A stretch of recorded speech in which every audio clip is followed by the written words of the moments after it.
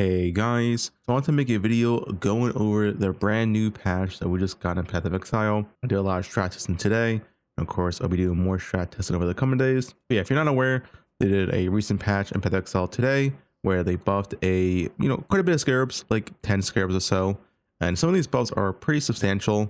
It definitely wasn't the scarabs I was expecting to buff, but nonetheless these are pretty good buffs to scarabs overall. They also did some breach buffs as well, but the breach buffs, at least to me, don't feel that noticeable. So the biggest changes here are the Scarab Changes. So I'm not going to talk about the whole patch notes, but I think the biggest stuff here is that Scarab of Divinity, the one used for the Scarab form, now has a limit of 3, and it calls up to 3 additional rare monsters to be Pathian Touch from 2. That is quite a bit stronger. It's 50% stronger, right? Go from 2 to 3, and you can also do the third one if you want. Titanic Scarab of Legends, massive buff, has 4 additional modifiers on unique monsters from 2.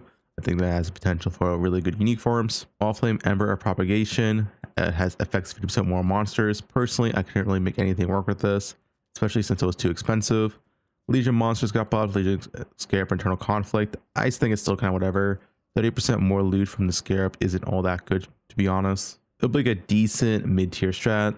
Abyss one, I think it's kind of whatever. Maybe someone finds something useful with this. The Torment Possession Scarab, I think this one's quite good. So it now has a limit of 3 from 4. So it went down, but it now causes rare monsters in areas to have a quarter chance to possess up to 3 Torment Spirits from 1. So that's just like at 3 times buffed, right? It's literally 3 times better as before. So I do think this Scarab definitely has some really high potential. I will be testing out this Scarab tomorrow. And the other Scarab was also buffed. I think this one is still kind of whatever, where whenever you kill a rare monster with a Tormented Spirit, it now has a 50% chance to be set free. 25% chance. Maybe it could be good, but yeah, I think it's more so this one right here has pretty high potential. This is one of the massive buffs. Horn Scarab of Nemesis now has a limit of 2 from 1. This is the main Scarab in the Scarab form. You can now use 2 of these, and given additional modifiers to rare monsters is really massive for loot. This is quite a big buff for the Scarab form. Another massive buff as well is that Bloodlines now calls magic monsters in areas to have an additional modifier in addition to its previous behavior. If you don't know why this is a big deal, adding additional modifiers to monsters gives them more quant and rarity, so it's just more loot. This is also very, very strong. So yeah, that's mostly about it. This beyond one is completely pointless. Now, it definitely wasn't the Scarab Changes I was expecting, because it said they're going to buff underperforming strategies, and honestly, the only thing this patch notes does is buff existing good strategies. So these are kind of forms that I think are going to be quite good in the new patch, and I already tested pretty much all of this. But yeah, the rare Nemesis Scarab farm, the one I already did on YouTube, I do on stream all the time, this is just better. I do think the base outline for the best version is 2x Nemesis and 1x Risk Scarab, and the last 2 Scarabs can be up to you. So Adversities, Possession, Divinity, I think these are all worth trying. Personally, I was trying 2x Divinity because of the buff, and I was going to have substantial more uniques. So much so, in fact, that I think you actually could farm quite a bit of tier 0s from this farm. Not that many, but at least a few a day. So this actually might be worth stacking rarity and doing this farm and maybe like a mage, but like every 2 or 3 days or something. I did do a quick test of this too, of this new farm, and I got 27 divines in 49 minutes.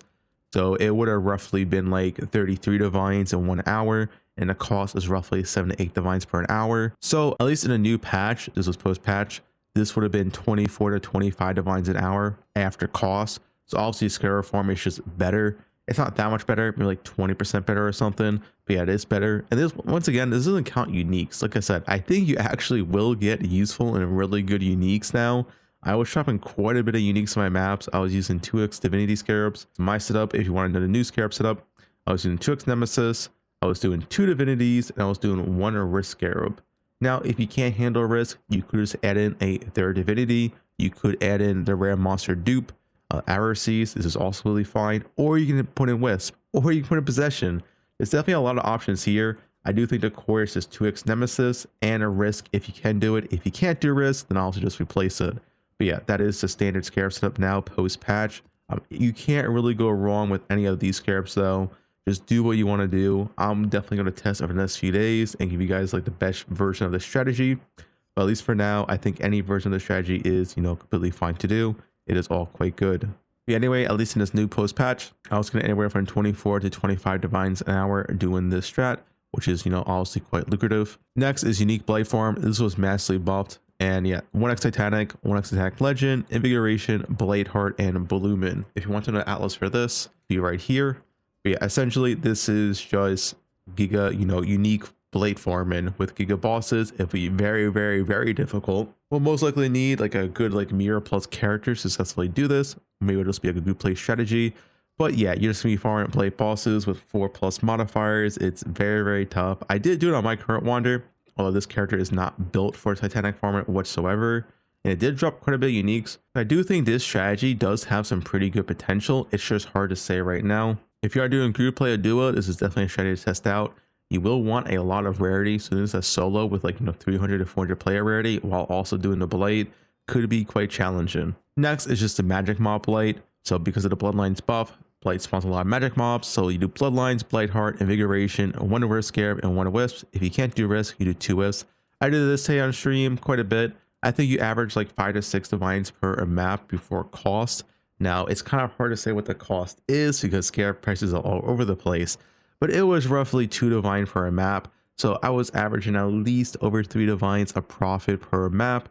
And now the maps do take like 7 or 8 minutes. So it's not the, insane profit per hour, but it's probably like a decent like 20D an hour. So yeah, this is a very, very good strat.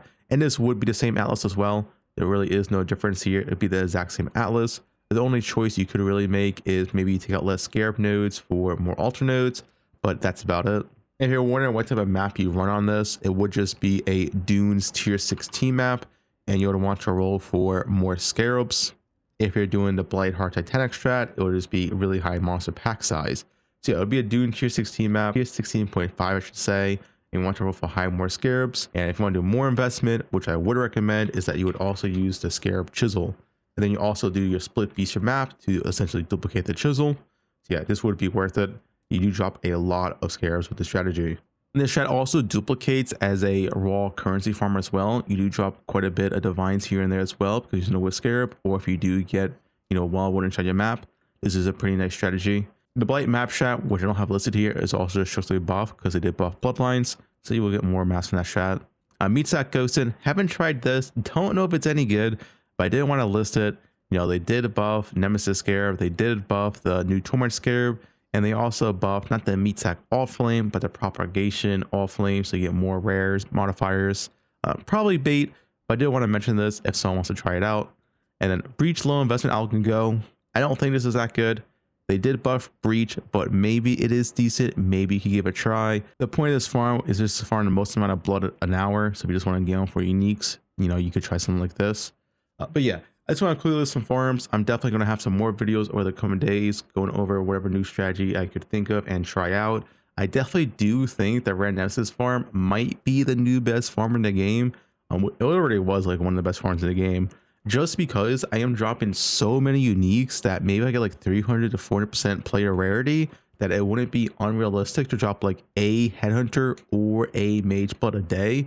I could definitely see that being a thing. So I will try this one out more. The Rare Nemesis Scarab farm, it's in the sheet down below. If you want to style this tree, it's right here, but it's the same tree as always. But yeah, I'll have all these trees linked down below.